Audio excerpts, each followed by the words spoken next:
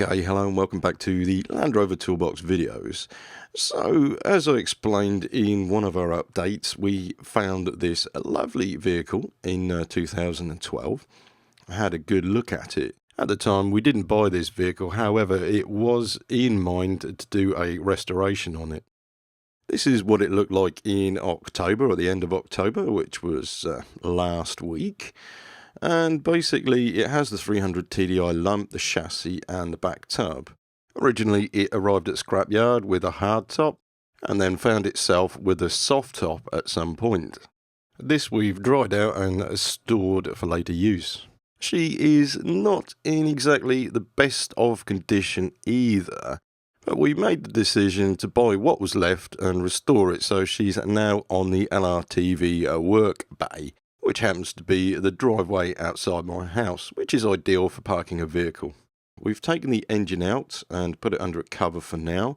As you can see, the weather has not been kind to us today, but basically this is what we have of the vehicle left. You can see on the outrigger that there is corrosion, and this chassis used to be galvanised, and the rust is showing through in quite a few different places. The rear, however, looks solid on first impressions. The vehicle was dirty, the mud was still stuck to the chassis, and we gave it a quick clean off underneath and all over with a pressure washer, just to see what sort of condition this vehicle's actually in. We didn't give it a hot wash, but chemical was used, and you can see that some of the mud is still stuck to the galvanising, I presume. And this is the sort of condition it's actually in. Now, with a wide brush, we've cleaned off some of the corrosion, and basically what we have is a chassis that's still fairly solid in areas. So it's not too bad. This is a savable. Unfortunately, some of the corrosion is starting to eat into the steel. However, it might not be as bad as it first appears. We've just quickly primered over the area which has exposed bare metal for now. With the engine removed, you can see where the old engine mount was cut off and a hillbilly type angle bracket welded into place for the 300 TDI engine. This is on both sides. This is not really acceptable. The welding's fairly good, it's solid and it stayed on there, served its purpose. However, there is no gusset plates on this, so it would have been rather weak. Also, this has had a Discovery radiator frame because the brackets on the front of the chassis here have been cut down and re-welded. Looking how it used to be, you can see that it is a cut and shut job. Rear cross member, I think most of us actually look at this, is in good condition on the outside. However, on the other side, which we need to look at more, this does look corroded, but until we get the body tub off and fully inspect this area, I wouldn't get too excited about this being in good condition. The body tub is in very bad condition. This area here is completely ripped out, and this is more to do with corrosion and manhandling. A bit of damage on the side panel, and on this side this has been torn out. It's damaged completely, and corrosion has set in here and completely dissolved the aluminium where the seatbelt brackets are. Just to look a bit further, you can see how bad the corrosion has set in. However, this is all repairable, and we'll be getting into this when we get round to restore the body tub. Side panels fairly straight on the passenger side. However, on the near side it is buckled in on this side. And on the rear, we notice that there's also some type of body filler. So these panels corroded and probably need changing as well. It's all possible and replaceable. We also have a hand wash basin, possibly in the rear. And the floor itself isn't in the best of condition. Some of the other body parts have been cut to pieces.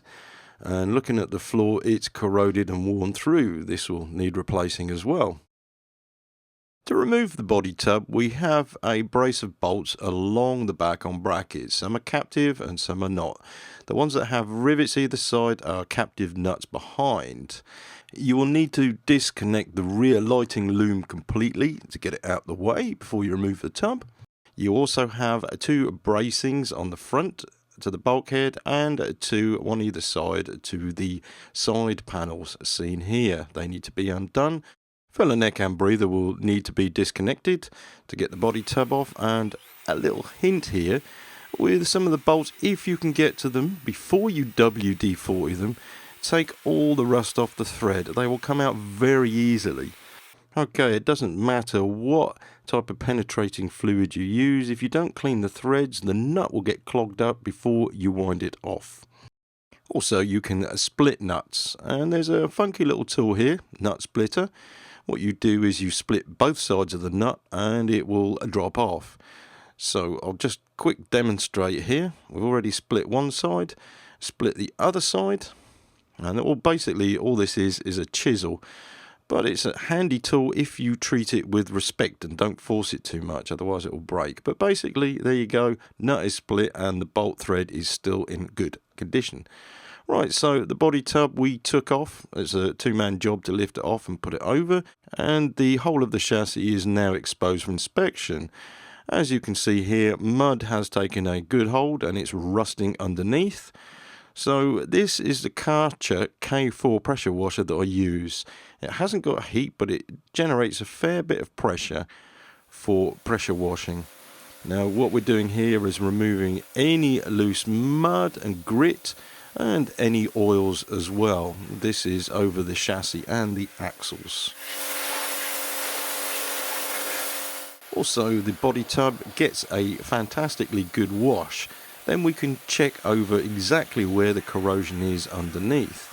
The chemical I generally use is G101 by Autosmarts. This is an all-round good purpose degreasant, which means you can clean engines and things that are greasy very, very easily. It also works as a general purpose cleaner for things like clothes and cleaning workshops. Check it out, it is more economical than Geyser by litre per litre. Right, anyway, back to the chassis. I'm just going to show you this part which we've washed. It looks very rusty indeed. You can see how the galvanizing apparently has disappeared and we have quite a bit of surface rust. Right, so the wire brush we're using is a very aggressive knotted wire rotary brush on an angle grinder. And you have to be careful here. I've said this before in tutorials. Make sure that you're not firing any of the particles towards yourself. The brush is very aggressive. As you can see, it's taken the top off the finger of this leather gauntlet. Now, this actually works very, very quickly at cleaning rust and grot off metal surfaces. As you can see here, I'm working very, very quickly.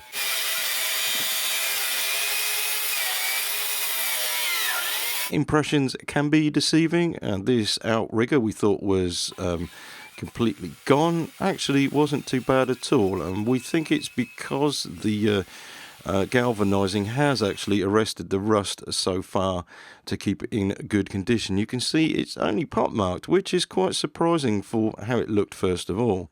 This side, the galv has flaked off. You can see large lumps of it here, and underneath the steel has started to rot.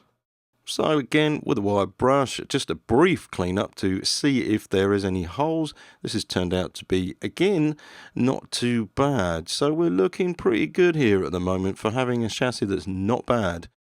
The next thing we've got to do is to do some alignment checks. Now we've just covered up the bare steel for now. We'll have to take the brackets off, clean it up properly, and then do a decent alignment check before we stow this for the winter.